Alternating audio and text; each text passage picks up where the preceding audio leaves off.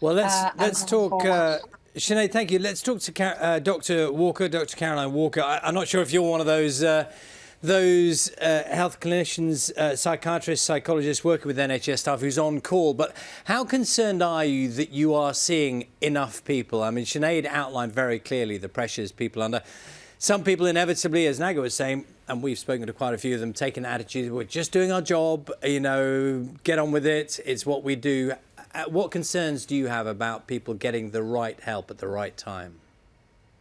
Yeah, absolutely. It's been really interesting, actually. We've had far fewer healthcare professionals presenting for support and services in the first few weeks of the crisis than we had this time last year. And I think that's about the fact that they've really just had their heads down. You know, Sinead was saying, just kind of pulling together to do everything they possibly could to help their patients through this first peak. But now we are starting to increasingly see people coming forward again, and I think we're going to see more and more as the time goes by.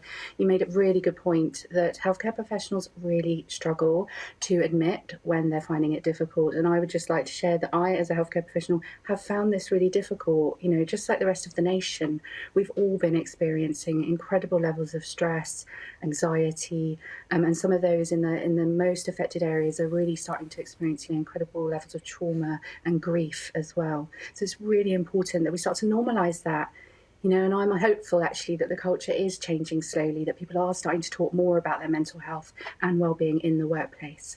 To what extent, Dr. Walker, someone comes to you possibly initially, slightly reluctantly, knowing they need help, but saying it out loud for the first time to someone like you. I imagine those are pretty traumatic in themselves. And you said yourself that, you know, you're feeling that too. To what extent can they be helped? And it's worth saying, you know, what difference can people like you make? Oh, it can make the world of difference. I mean, as human beings, we need to connect with each other. You know, and when we're struggling, we tend to isolate.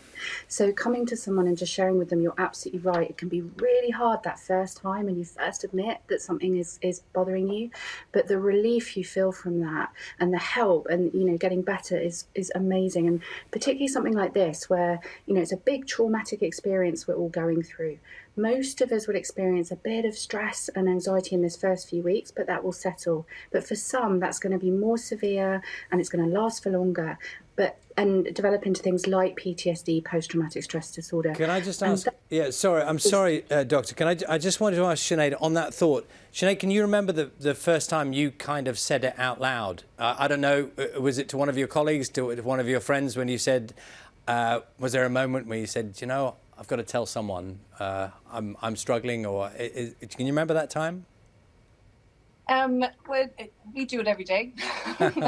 No, we talk every day. We have a great support system. Myself and my other matron, we brief every morning and debrief. Over the last 7 weeks, there's been plenty of tears. We're not afraid to talk about it.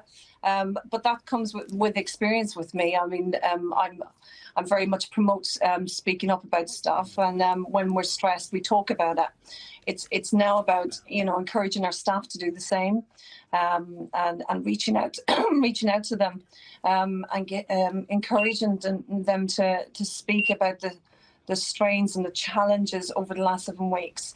And they are starting to speak about it now, more so than the last few weeks. In last week, staff have really started to come forward, actually. So that's good. That is very good. Sinead, thank you for talking to us, and it will be a help to other people. As you said yourself, just hearing people saying it out loud is helpful in itself. Sinead Henson, who's an intensive care unit matron, and Dr. Walker, thank you very much for your input this morning as well. And as always, we say, whenever we talk to anyone in the healthcare sector, thank you for everything you're doing, because we can't say enough, really. Thank you. If you